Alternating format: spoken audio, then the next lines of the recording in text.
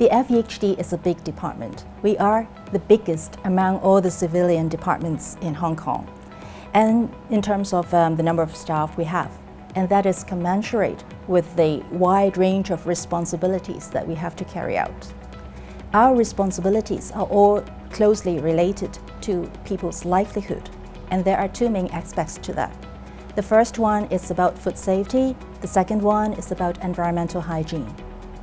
On the food safety side, we assess the risks of different types of food, and then we set standards having regard to the local food consumption patterns. We also make sure that the standards that we set are complied with, and therefore we would check and test food samples, both at the import and retail levels, to make sure that they are really safe to eat.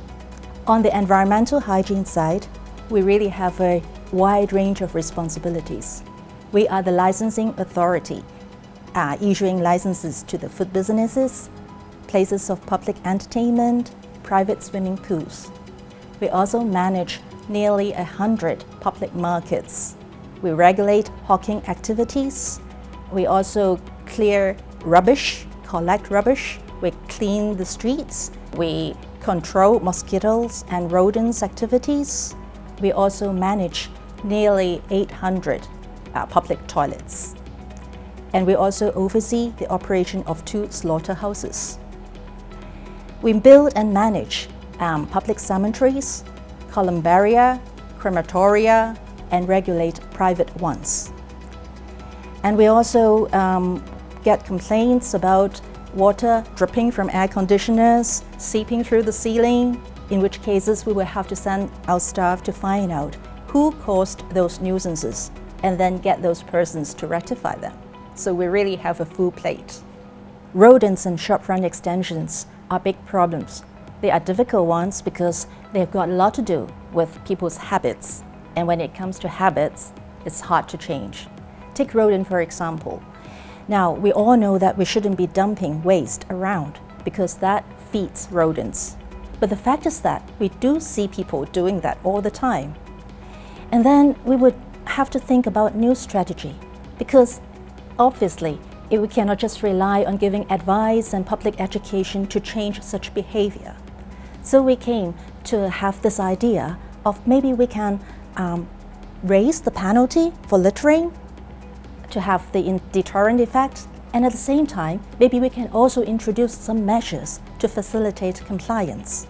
And that's why we have introduced a new trial scheme where we will put big rubbish bins with lids in the back streets, so that when the restaurants in the evenings, when they take their bags of rubbish out, they can have a place to temporarily store their rubbish safely with the lids on, while waiting for the workers that they have hired to pick them up and bring them to our refuse collection points.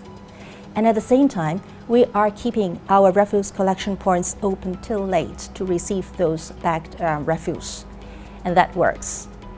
We are also reviewing the strategy that we adopt for combating rodent problems, shifting the focus to nighttime activities. That is when the rodents are most active. And that is also when our laying of traps and baits will be less disruptive to human activities. The result is very impressive. If you compare the number of live rodents that we have captured this September with that figure 2 years ago, September 2 years ago, you would see an increase of 81%.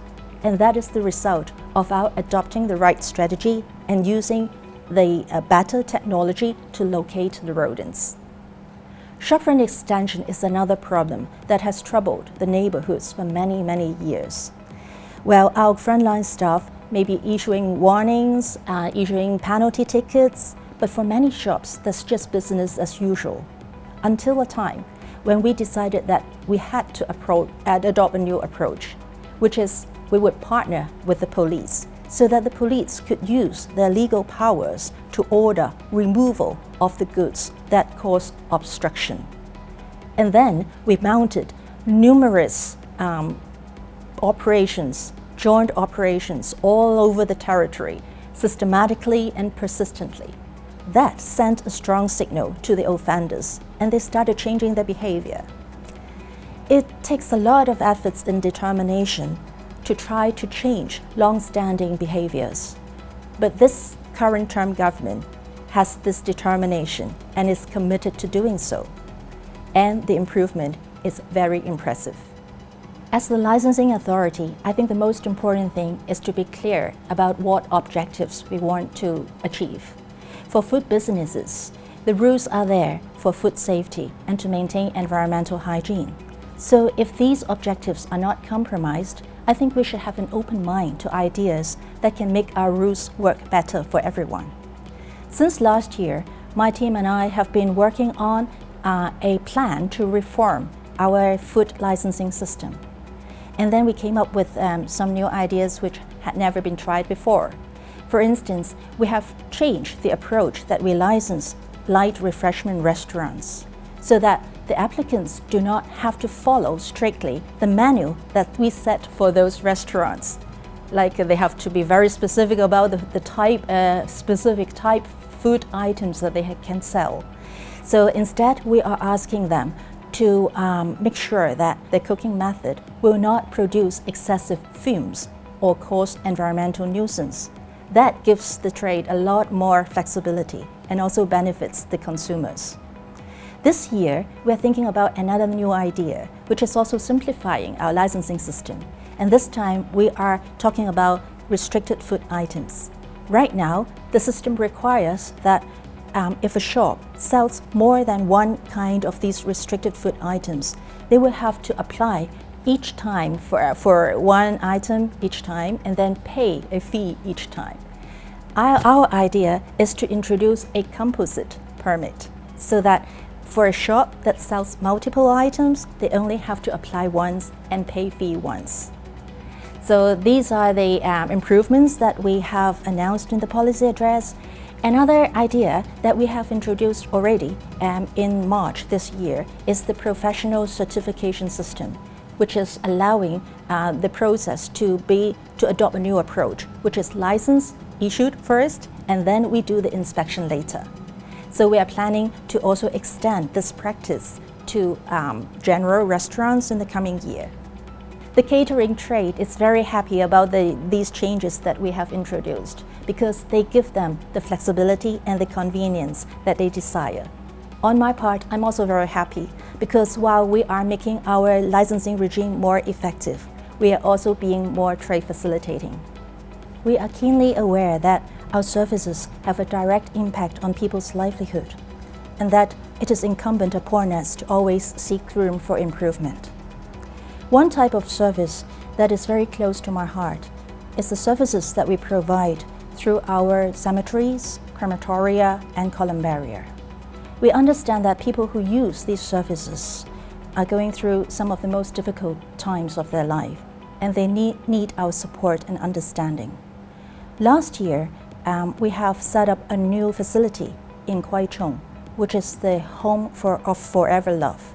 This is a very special facility because it is a cremation facility designed specifically for abortuses. Before we had this facility, parents always have difficulty finding a way to properly bury or cremate their abortuses if the gestation period is less than 24 weeks. Because in those cases, the abortuses did not fit in the legal definition of a deceased person. So our facility is to fill this gap. And parents will feel consoled because through the act of cremation, they are able to give their loved ones a decent departure. This year, we are embarking on a new campaign about green burial, which is a more environmental friendly and sustainable way of disposing one's ashes. We are very happy to have the support of religious leaders as well as private cemeteries who are planning or have already installed new facilities on their premises to cater for green burial. And if members of the public also wish to support green burial, I would strongly encourage them to register their wish with our online platform, and most importantly, to tell their family about this decision so that when the time comes, their wish will be fully respected. It is my pleasure to share with you the work of FEHD today. I know some people might think the work of FEHD is mundane, is trivial, but in my view, when it comes to livelihood matters, nothing really is trivial. All my staff and I are proud to be serving the public in our humble way, and we will continue to strive for excellence in all the aspects of our work.